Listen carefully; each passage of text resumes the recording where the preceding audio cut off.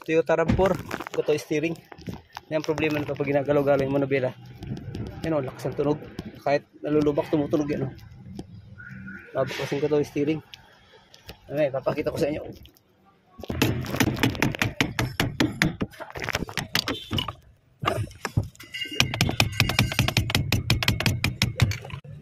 Ay, mga kailangan tanggalin. Hindi, kaya sa laki parang David mo. Okay.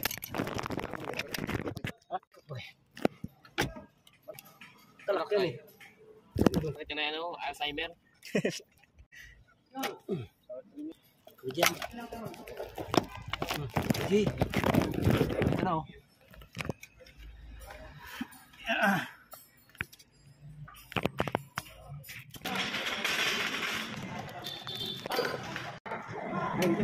Andar ka rin.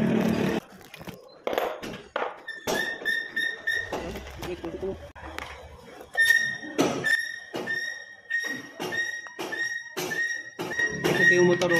Ito yung EPS. Ito yung nagpapalambot sa manubela.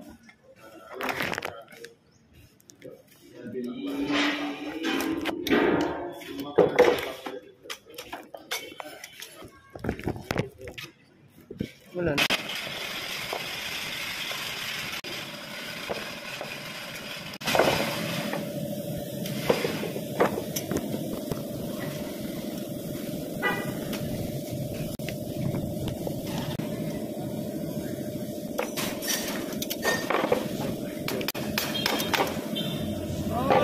Hindi. Ayan o. Tubig. Kaya malakas ang tunog. Yan o. Yan, kita nyo. Kaya pag gumagalaw-galaw yan, tumutunog. Naging problema dito, nabahaan.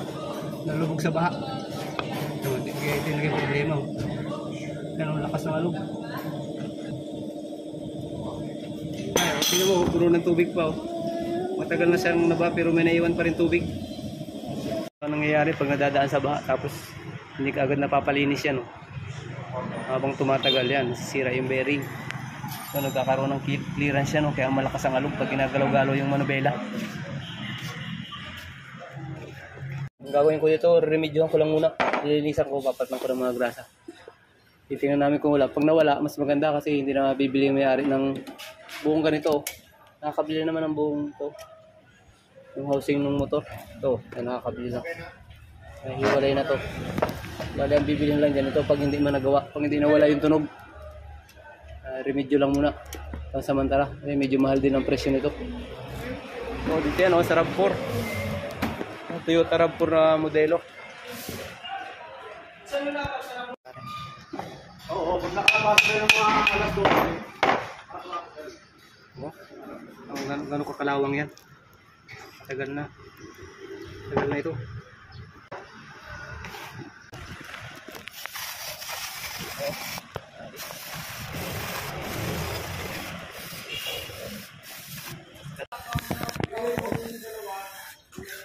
Ito, ginagamit na yung contact cleaner kasi doon nakakabit yung sensor ng ano. Ito, sensor ng EPS. Kung madumi yan, yung manubila nyo mga galaw-galaw para lumalaban.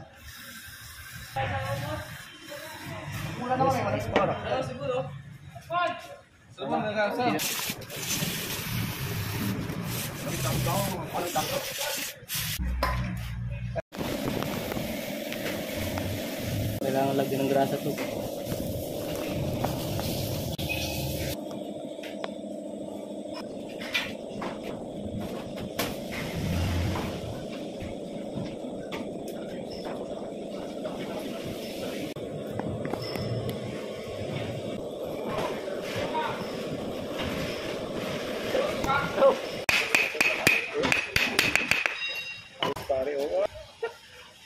Dapat ganyan, walang play.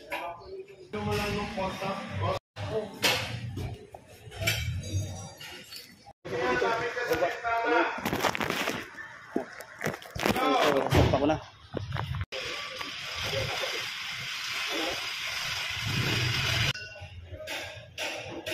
Okay. Kung sakto.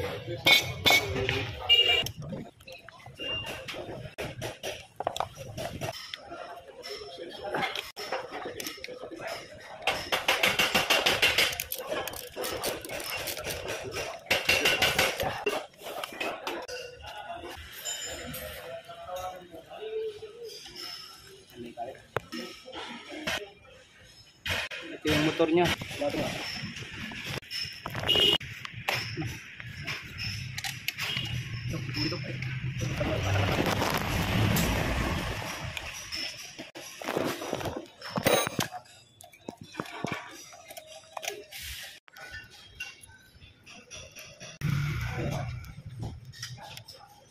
So, nabuo ko na.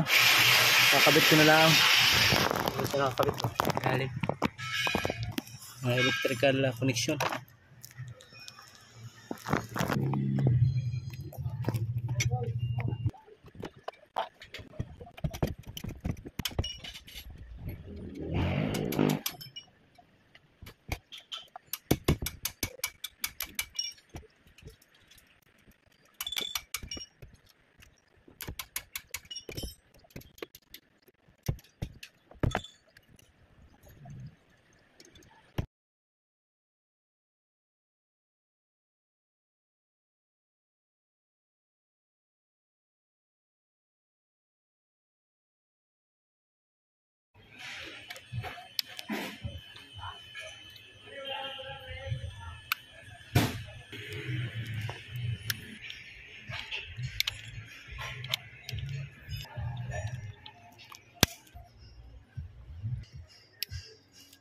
Okay, so tapos na.